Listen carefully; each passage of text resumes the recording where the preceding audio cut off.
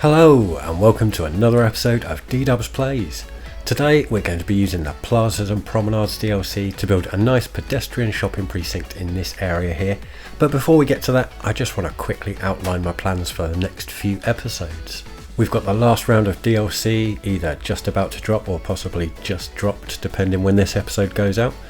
So I think down here on this beach I'm going to build a nice hotel area using the new DLC.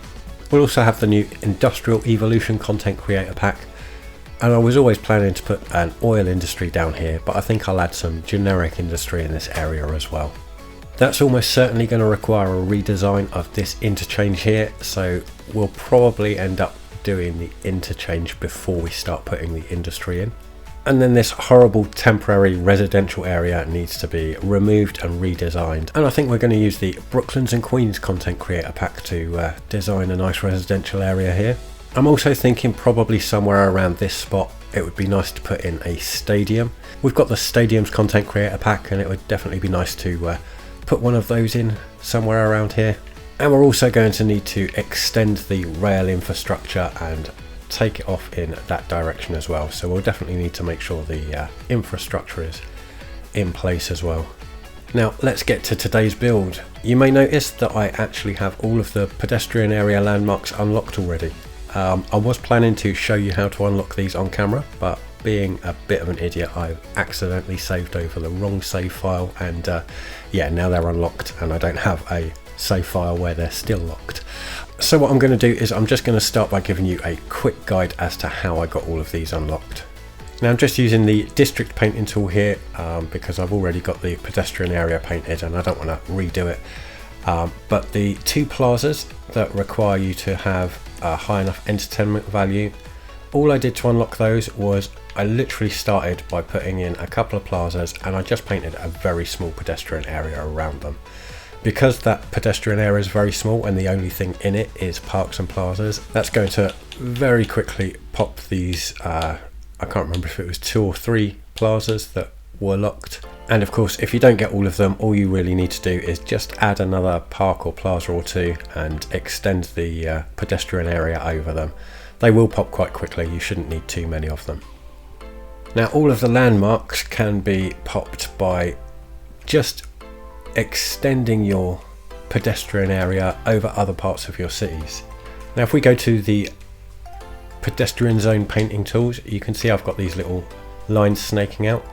At the moment these are all leading up to the various landmarks in my city and also some of my parks. These obviously are places where tourists visit, and by covering all of the landmarks and parks in my city with these extensions of the zone, I was able to get enough tourists visiting my pedestrian area to pop all 3 of those landmarks. And essentially I did the same thing with the other 3 as well. Residential, for example, I came up here and I covered all of the residential buildings over here. Something that you do need to be aware of, if like me you've got a lot of historical buildings in your city, then you do need to be careful, because just painting the area as a pedestrian zone will increase the land value and may cause your buildings to level up, and then when you unpaint it they will no longer have high enough land value to retain their levels and may become abandoned. So that's why I did this over here, where all of the buildings are in the European style. None of them are historic, and I don't really mind if some of them ended up being abandoned and rebuilding. But yeah, just be aware that you do need to be careful where you're painting if you want to preserve historical buildings that are not already at maximum level. But this same trick can be repeated for your commercial buildings and also for your office buildings. The office zone landmark requires 2,000 workers. They can be office workers or industrial workers, so bear that in mind as well. If you paint over your generic industries, those workers will count towards that as well. Anyway, now that we've covered how we get everything unlocked, let's start building. Now obviously we've got the joyful city park just over here, and right from the outset I wanted my pedestrian area to kind of be an extension of this, kind of lead into it and feel cohesive with it. So I played about with some ideas, and what I came up with was putting a nice big landmark in here, and the landmark I chose was this one here, the business park. So let's just pop that in right there. And yeah, I think that feels really good. Nicely centered on the entrance of the park there. Now either side of this we're going to run some roads, some pedestrian roads of course. So we'll go there and we'll go there. I think we are going to upgrade some of these to pedestrian bus roads at some point in the not too distant future, but we'll work that out a little bit later. Now I think from the centre of the landmark here we're going to bring a nice big wide avenue. We'll just go to there for now, and then we'll put some smaller roads in here, and we're going to need to get rid of this power here. Right here we're going to put a small glass roof plaza, and then let's do a couple of these and a couple of these. Now I don't like the fact that they're grey stone, but when we get the update I will be able to change those so that the paving matches the pedestrian roads we've chosen. And at this end we'll pop that one in there. Now this one, that has the wrong paving, so we're going to try that one again. I hope they make it possible to upgrade the paving on these as well. It's annoying having to try and replace them. Okay.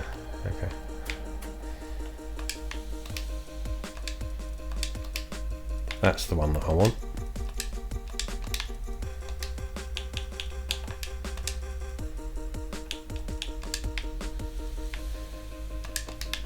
Okay, there we go. Looking good. And I feel like we should bring the path out here as well.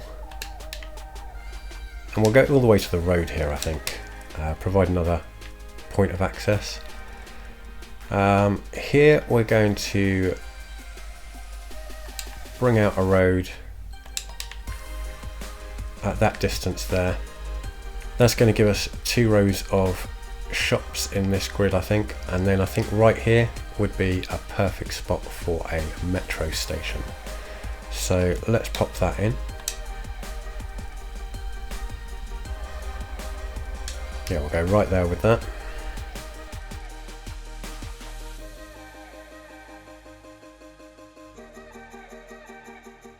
Okay, I think here I'm going to put this in, but I'm going to build the road around it first so that it fits in nice and snug.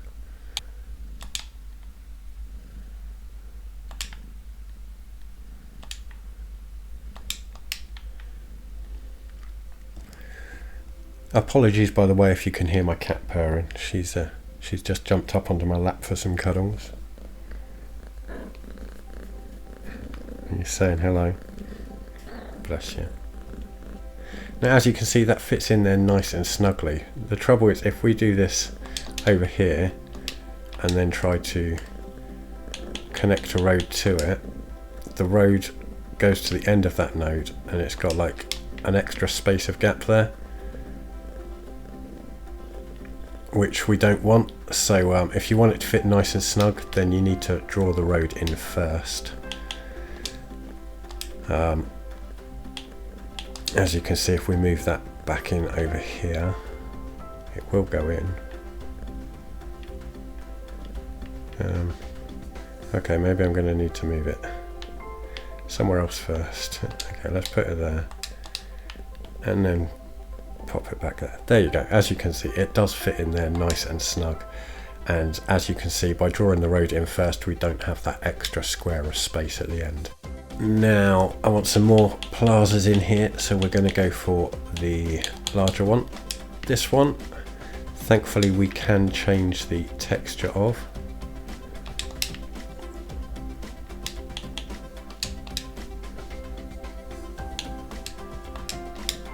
So that's the variation we want. Now when I was planning this build, I decided I wanted to put this in here, but the trouble with this asset is that it's not quite symmetrical, which I didn't like the way that it was throwing off the symmetry. So instead of putting it in that way, what I decided to do was to put it in along its other orientation. So let's just move this out of the way for a moment.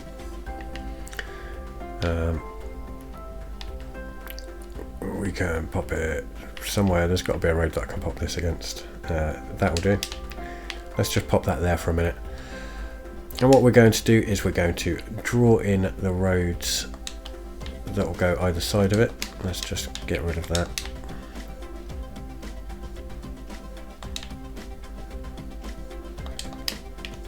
And then we're going to get rid of these bits here. We're just going to draw this road in like so, and do the same on this side. And this is going to give us a nice little angle to put a building against, which will just change the orientation a little bit and give us a little bit more variety in the way things are laid out. Let's move this back over here.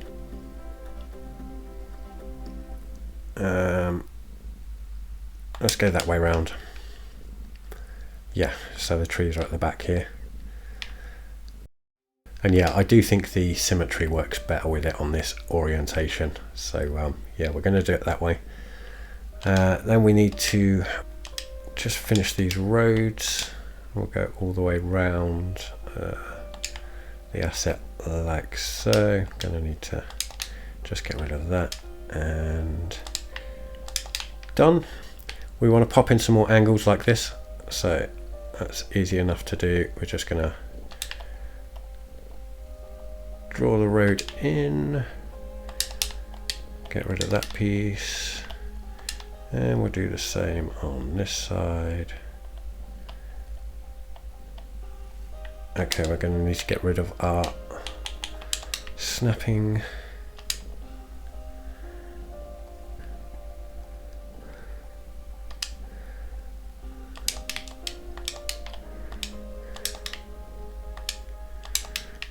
There we go.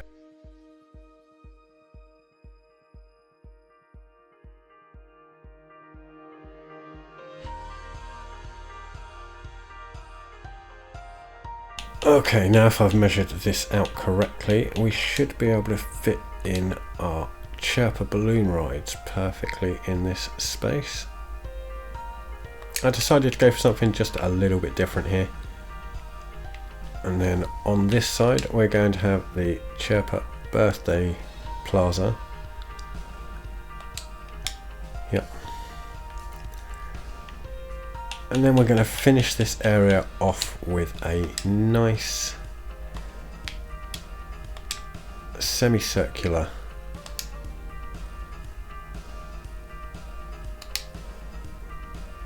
okay, let's go 11. Sure 10 should work. No, apparently not. Okay, let's go 11.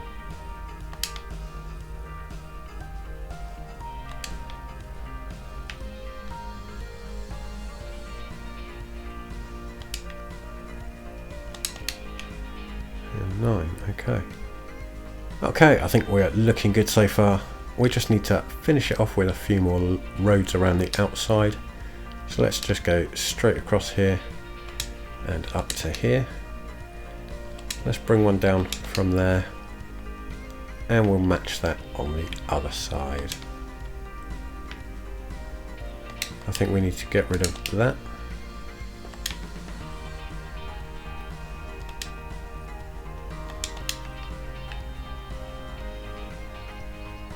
In fact, I think we're going to pull this entire section of road back to there.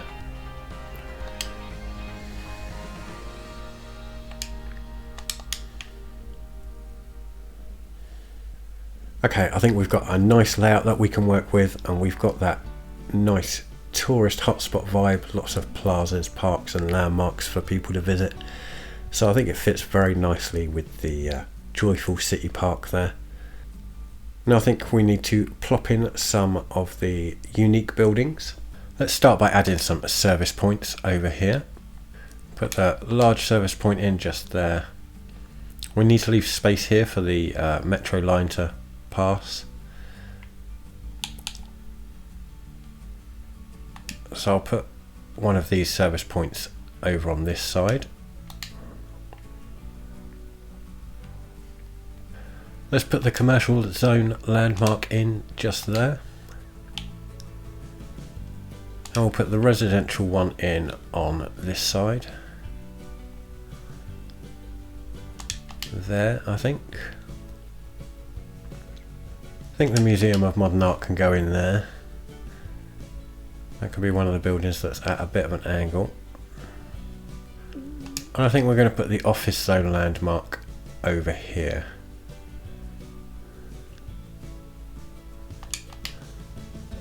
Yeah, I think that's a good spot for it, yeah.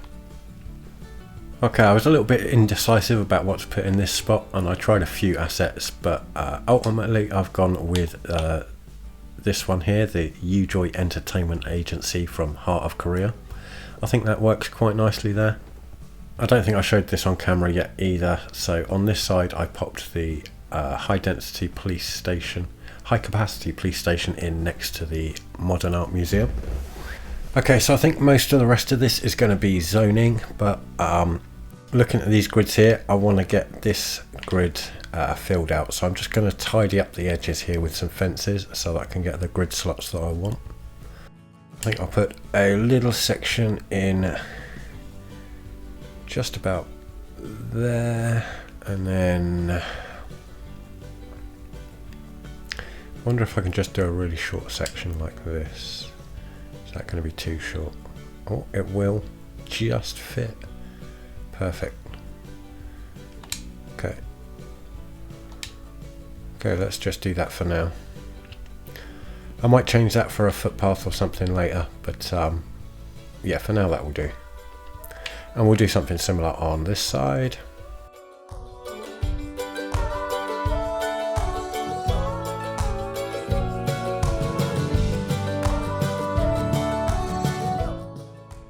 Yeah, sometimes just redrawing in the piece of road will sort it out if your grids are a bit weird.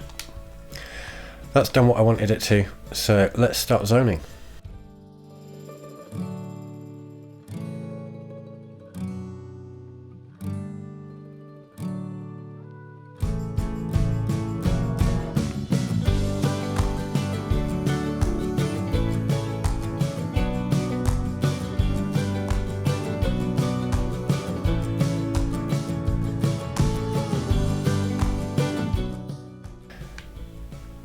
Now I think I want to do a residential zoning along this semicircle here, so I'm going to use some office zoning to create a buffer between the commercial and the residential just here.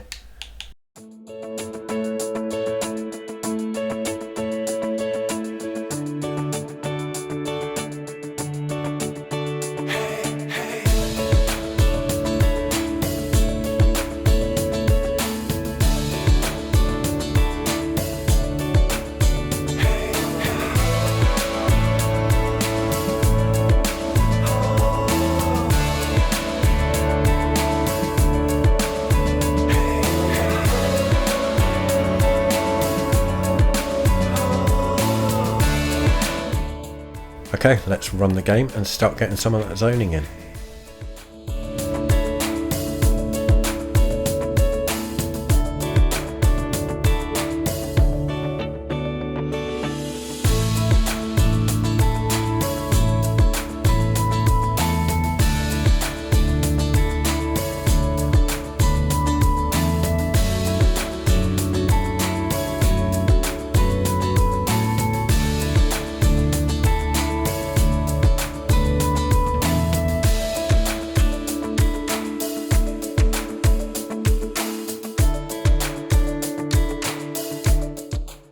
Okay, we can see everything has grown in except for the residential buildings that we put over here. And that's because we just don't have residential demand at the moment. So we want to get rid of this area anyway. let's start dezoning some of it. Okay, now I am noticing that we're getting an awful lot of traffic backing up over here. I'm not going to try and mess with this junction just yet. We are going to be getting some rail infrastructure in here at some point, and we're also going to have better road access joining to the other side of the city. What I am going to do though is temporarily put in a connection just over here, and hopefully that'll ease some of the burden on this junction here.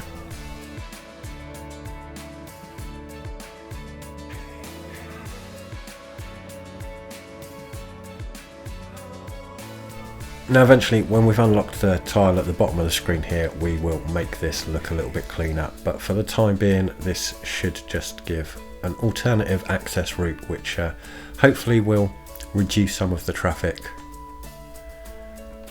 on this junction here. We are also going to be putting in a new interchange over here at some point in the not too distant future, and we're going to be extending the rail lines, so there'll be a cargo rail station around here somewhere as well. Once all of that infrastructure's in place, then we can take another look and see how this junction here is doing. It may be that all of the additional infrastructure that we put in takes all of the pressure off this and it runs nice and smoothly, so I'm not going to start messing with it just yet, but yeah, we'll see how it goes. Okay, I've run the game for a bit. Traffic has eased a little bit on this interchange. It's still backed up, but providing this alternative route has helped a little. I've also noticed that the finances, I think I'm probably making a slight loss at the moment. It's not a huge loss, but actually, you know what, looking at it, I think I'm probably roughly breaking even. Like some months I'm losing sort of 10-20,000, and then it will gain a bit, but it seems to be bouncing up and down between about 990 and 960 at the moment. But yeah, next time we're in Sandy Shores, we're probably going to be putting in a hotel, and hopefully the hotels are going to be nice and profitable. We'll find out when we try them. As you can see, all of our zoning has grown in, and most of it's leveled up. The residential at the back there is going to be education limited for a while.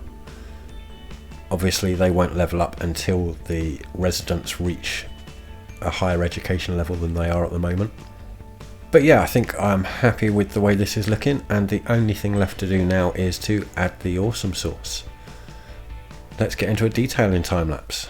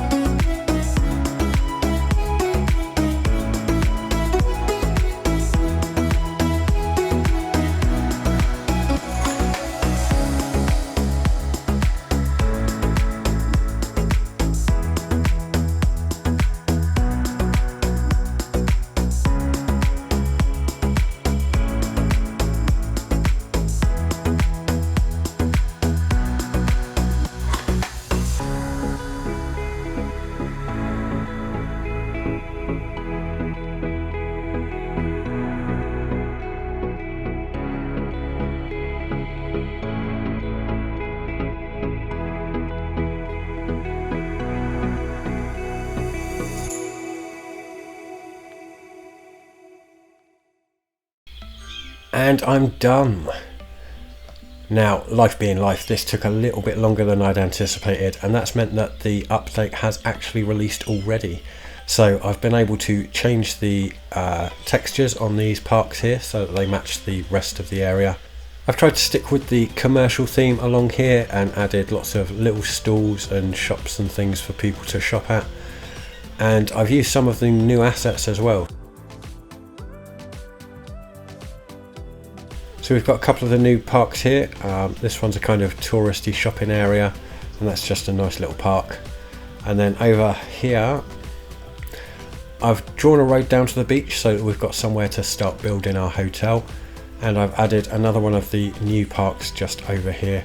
This one's got lots of like little market stalls around it, so I thought that fit very well with the commercial theme of this pedestrian shopping area. Up at the back here, lots of trees and rock detailing, just like I usually do. I've added a little footbridge across here, and as you can see, it's getting an awful lot of use already. I've just gone with trees along the sides of the metro line here. And then down at this end, I've added a little car park with a little footpath that leads into the pedestrian area.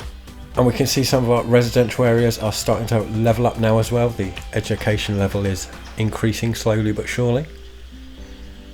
And over here, I added a few more smaller commercial units with the wall-to-wall commercial specialisation, just to fill out that little area there.